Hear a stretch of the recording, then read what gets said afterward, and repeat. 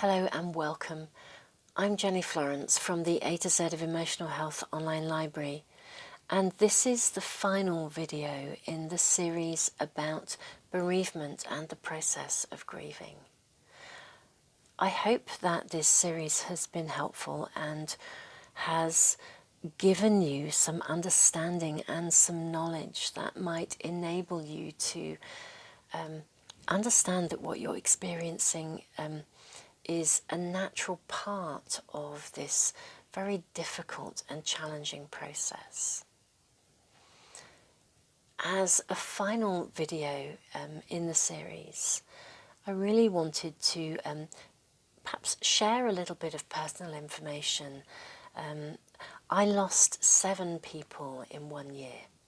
And so I sort of feel I'm, aside from my professional work as a counsellor, I actually feel I'm fairly well qualified to talk about what happens to us during this process. We really can reach a point where we feel as if there is no solid ground beneath us. What I learned during that year and in the following couple of years after that, when the mammoth process of grieving was taking place within me, was that I needed to learn to listen to myself, to prioritise my self-care and to take myself seriously, to recognise that if I was exhausted and shattered, I just needed to be responsive to that. I needed not to keep pushing myself. However, I also recognised just as there were times when I needed to kind of withdraw and just give myself private time to grieve and private time to recover, there were also times when I did need to sort of take a step back into the real world and engage fully in life again. And what I noticed was that this process was a gradual process, and I've touched on this during this series. I suppose ultimately what I really learned, I think losing so many people over such a intense period of time, ultimately I think it taught me to value and to appreciate life.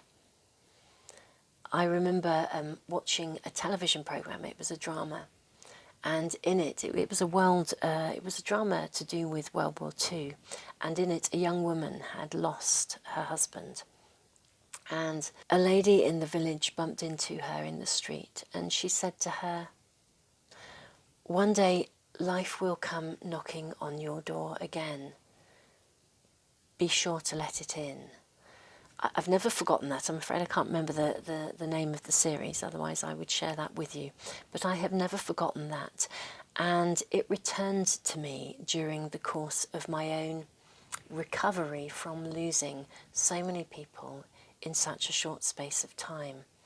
And I really recognised that there was a time to withdraw, a time to retreat, but also a time to begin to give myself permission to step back into life again. When we do, we often experience waves of emotion, including guilt. Sometimes it can almost feel as though, if we dare to step back into life, it's as though we are doing the person we've lost a dishonour, as if somehow we'll forget them. The reality is, of course, we don't forget them. We don't lose our memories of them. And actually, anyone who loved you will want you to step back into life again. And I hope that in this final video, I can give you permission to do that. And again, to allow your emotions to come as they will in waves, and to give yourself permission to re-enter life again.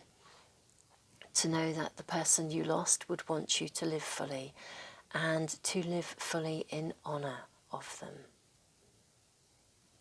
I hope this series of videos has been helpful to you.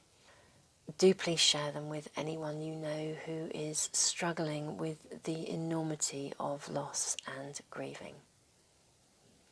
Thank you very much for joining me. Take care.